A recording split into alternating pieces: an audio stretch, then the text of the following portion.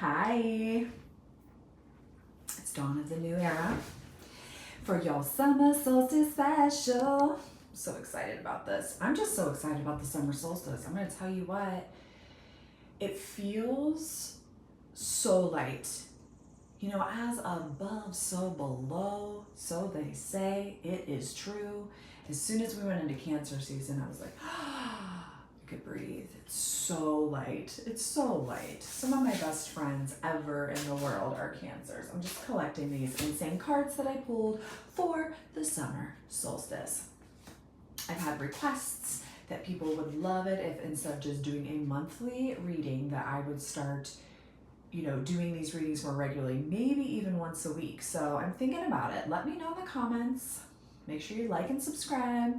Let me know in the comments if you love these readings and you would like a weekly report rather than a monthly themed report. I'm at a point in my life where I could probably swing that if it is desired by the New Era community. So I pulled some cards for, the remainder of June, basically. So I'm looking at my calendar. We have like a week and a half left. If you haven't been informed yet, I am running my regular New Era Academy next month. So you still have today and tomorrow to sign up for the pre-enrollment price. And it is for women, anyone who identifies as a woman, or anyone who wants to work on their divine feminine self through the Divine Feminine Mystery School. If you have any questions about the Divine Mystery School, put those in the comments. It's kind of like all the rage right now to study the Divine Feminine Arts, because we've all been in such of our masculine energy, our masculine self, our masculine side for so long. This is probably backwards, but that's why I got that plaque years ago. And it says resist nothing.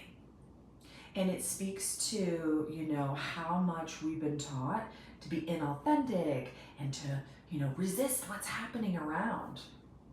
And I'm going to be straight with you. I've had a very intense inner world flame fire something going on. It was really painful through Gemini season, and I'm wondering if you did too.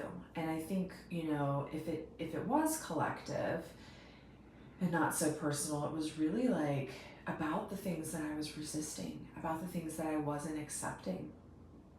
We all have this connection to guides, and me as a shaman, I have a really clear channel to the spirit realm and the energetic realm. But of course, all humans and animals also do, all trees and minerals. Just like you could brush your own teeth, like everyone has the ability to brush their own teeth, but dentists have the ability to really deep clean, right? And fill up those fillings. That's the shamanic or the medicine woman's role, is to get in there a little deeper in your spirituality. So that's my latest analogy for what I do.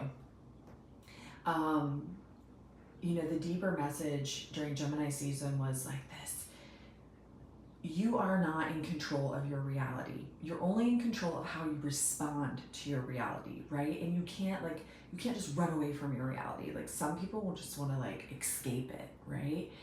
Which is resisting your reality. And the truth is, the analogy I got is that we are somewhat like trees. We are planted where we're planted. Yes, you can try to replant.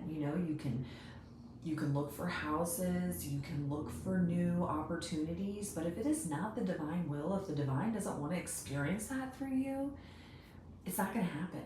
You can be a rock star all you want all day, but if it is not written in your chart, in the stars for you, it doesn't matter what you do.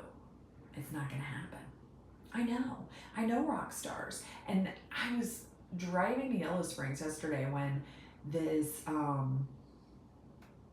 Spotify recommends music, and it's recommending this band, and I'm like, that kind of sounds familiar. And I'll be like, I'll be darned, another one of my rock star hair clients made it. Cousin Simple. It's hilarious. I was like, and I remember thinking, both with this kid who just went to the school next to my salon and Josh Dunn of 21 Pilots, they were not pushing it. they were just showing up for their magic, right? How can you show up for your magic? You don't have to push your magic. You just show up and do it. And the universe will align you with where you need to be aligned. So let's get to the card reading. And I didn't finish my thought, but the New Era Academy is in July, and it's unification. It's about unifying those, the action versus the chill. It's identifying where are you resisting things in your life and how can you move through it. Maybe physically, but most likely mentally, energetically, spiritually. Those are the things that we have power over, just like the tree who's planted on a cliff has the power to drink nurturance, to strengthen its roots, right? That's what you are being called to do in the next couple weeks and into the early summer. So it didn't start out so great. I'll be real with you. The theme is shadow. And shadow work is like a popular term. I'm a shadow worker, I'm a light worker, I'm a worker. You are, when you're looking at the shadow and you look at this card, it's just kind of funky. And what I'm seeing in this card is fragmented self. So like someone who doesn't know who they really are. And what I love is this little flower. So here's the fragmented self. He thinks he's this, but he's not. And he's in the dark. He doesn't know who he really is. And then we have these flowers here that are like promising, like, hey, new life, beauty, saying, don't subscribe to what you think is happening because there's something else happening. And then for my deck, I pulled death or endings. And of course, like we're naturally really scared of the word death, right? Because we want to live. Why do we want to live so bad? We want to live. It's to fulfill our purpose here. Yeah.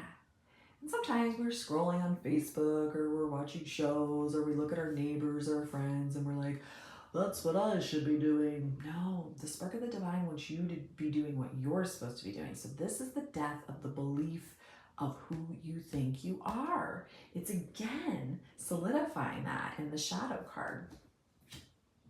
So anytime I pull a medicine card, I pull a theme with it, and the theme was connection. So connecting parts of yourself to find the truth. And you do that through connecting with others, right? Just gentle connection with other people around you. It's really helpful to mirror and reflect who you really are. And then the last card is lifting the veil. Question everything. Isn't that what is it? Terrence McKenna? Think for yourself. Question authority. Well, honey, with my Aquarius moon, that's all I've ever done my whole life. Now it's time for you. Look how pretty that card is. It's magical. Lifting the veil. So this is a promise that like if you're stuck in like this dark, shadowy place and you can see there's something else, there's this little inkling of hope, that by questioning everything, don't subscribe to what you think you are. Don't subscribe to what you think is happening in the world.